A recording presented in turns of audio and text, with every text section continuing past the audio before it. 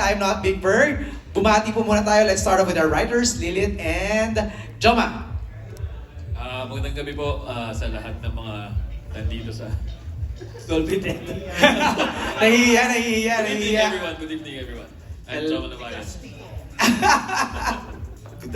Good evening po sa mga interesado sa birds. I'm Lilith Reyes, I'm one of the writers. Thank you, Lilith and Joma. How about the head of Black Sheep, Miss Kukay?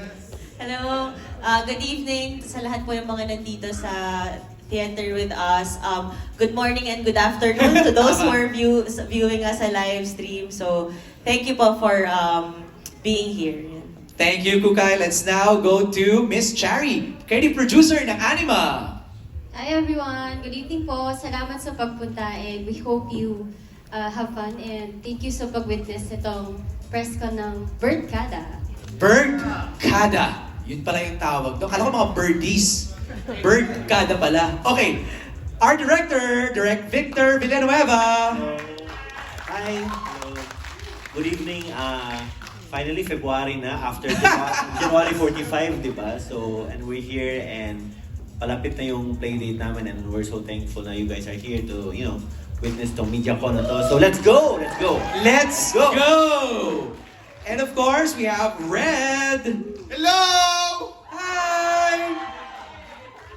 Yun lang, thank you. Matipid si Red. Okay, mamaya yan magkakwento. Of course, Nico Natividad is with us. Ay, good evening everyone! Friends lang kami ni si Freshman actually. Wala pa! Sorry kasi nasanay ako.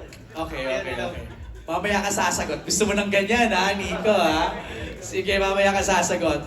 But also joining us via Zoom, ang piling kong actor of 2024, Pepe Herrera! Magandang gabi. Pasensya na po, hindi ako makapunta dyan because of work. Pero ito, virtually magkakasama tayo. Parang magtitinda ka ng encyclopedia. Yes, oo. Nakahilera na sa tabi. Thank you, Pepe. Just hang on tight. Mamaya makakakwentuhan ka namin, okay? And of course, the main man himself, he is back! Enrique Gil! Hello guys! Maraming salamat po for everyone who came here. Thank you guys so much. Thank you for your time. Maraming salamat. Okay, I'm so excited to throw in the questions na, no? Ang dami kong tanong. I've seen the trailer, may mga question mark in my head. But before that, panoorin po muna natin itong official trailer ng I Am Not Big Bird. Kung hindi niyo po nalalaman, meron na po itong 13.5 million views since it was launched. So, panoorin natin ulit ito. Enrique Gil as a romance actor. Enrique Gil as an action star. Enrique Gil as a comedian. Enrique Gil as a bold star. I am not Big Bird.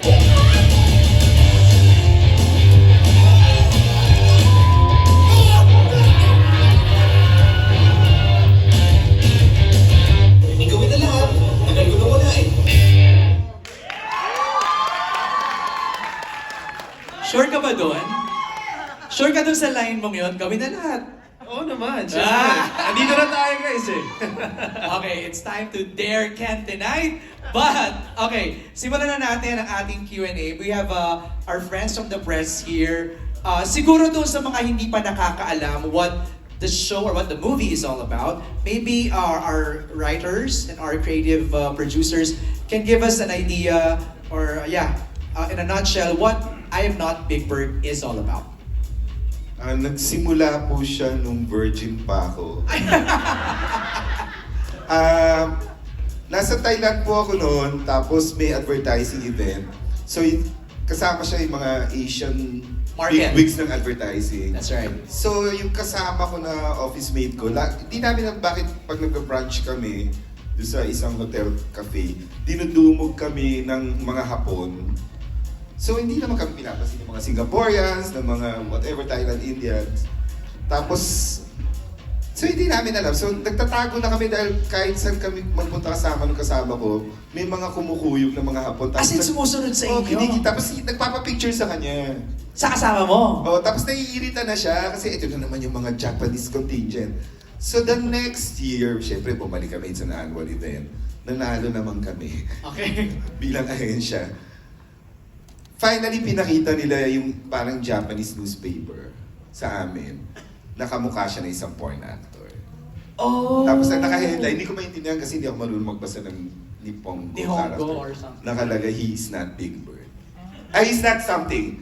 Okay. Yung Big Bird na coin ko na lang as a name Right. later on. Tapos dahil na-realize ko, dude, na wacky comedy siya, nagpatulong na kami kay Joma Labahin. Ang segue,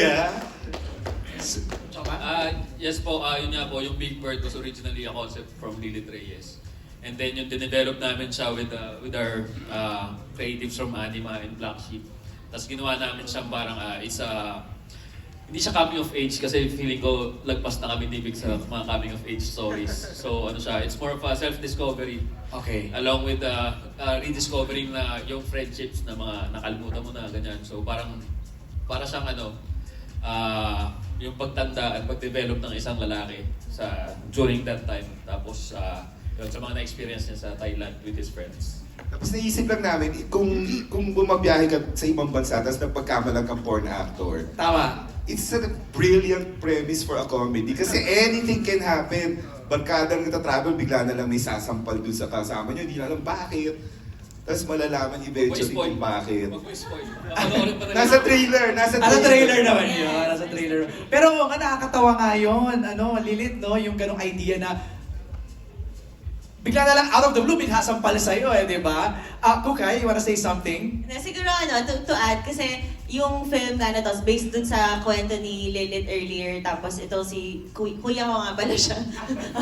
Sa mga kagaguhang mga, ay, paano ba yun? Sa mga, sa mga naiisip nila. But essentially talaga, Big Bird is a story of Carpio, played by Enrique Gil, na nasira yung confidence niya sa sarili niya because naiwan siya ng girlfriend niya, ganyan. Tapos, parang ang dinadahilan sa kanya is because you're not man enough. Yun ang sinasabi. And so, he goes on a trip and to find kung paano ba mababalik yung confidence niya sa kanya. Tapos, nakatulong yun nung pagdating niya doon, ay, ganito yung tingin sa akin. Ay, there's someone na man, I can be this. So, yun yung journey nung magiging kwento ng I Am Not Big Bird. Of course, plus all the riot and the comedy and the chaos that will happen there in Bangkok.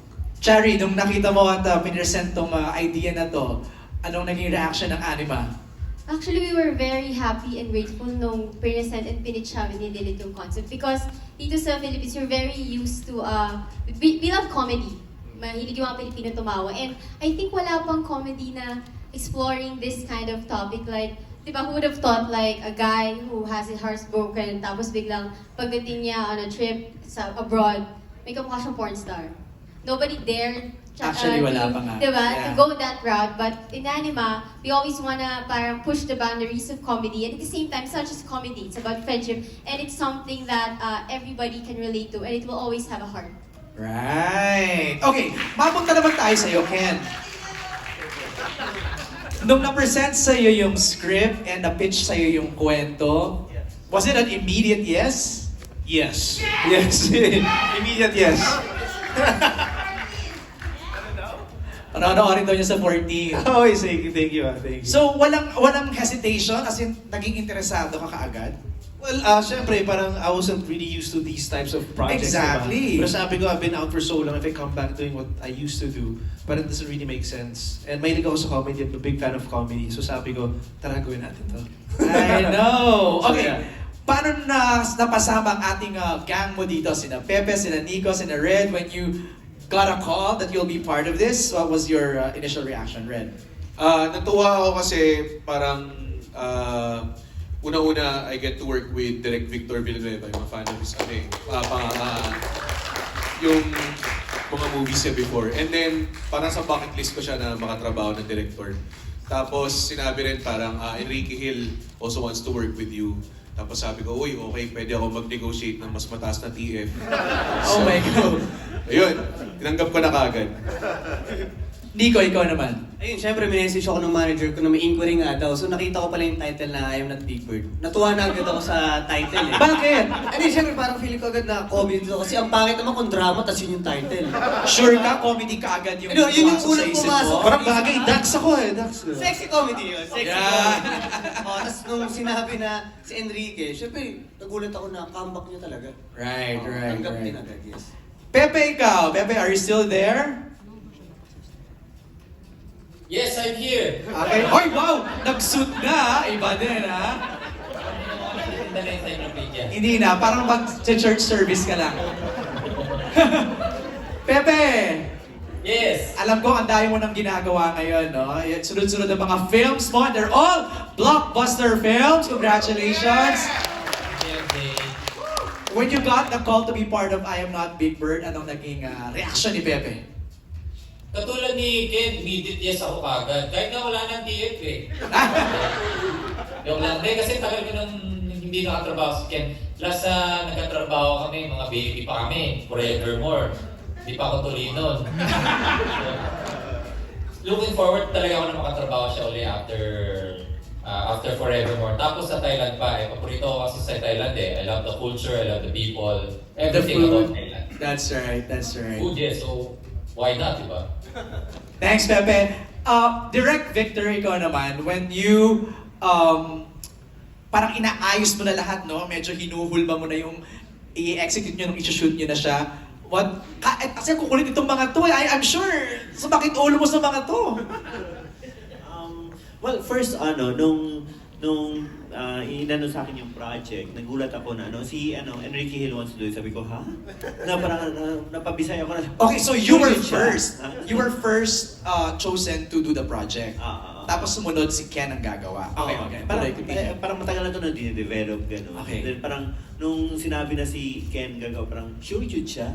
Napabisaya ako na parang, kasi... Sure yun, oy? Pag sure diya. As in, like, kasi ang daring niya eh. And then itong cast na to, parang they've been actors that I want to work with. Si Nico, si Red, si Pepe. Parang powerful ensemble. Right. And ang worry ko is, shit, baka di sila mag-get along, no? Kasi baka like may power dynamics. May power dynamics ganun. Pero kaya sinasabi ko, mag-bonding kayo, mag-inuman kayo. Kasi dapat mukhang matagal na kayo magkasama. Right. Ganun. Pero alam mo, natural na yung chemistry at bond nila, nabuo lang while we were shooting, mga ganun. So, Parang mas kwelang version ng Entourage. Yung vibes nila eh. Parang ganun yung feel nila eh. Okay, kanina napakita natin was just the teaser lang pala. Tama ba ako? So now it's the official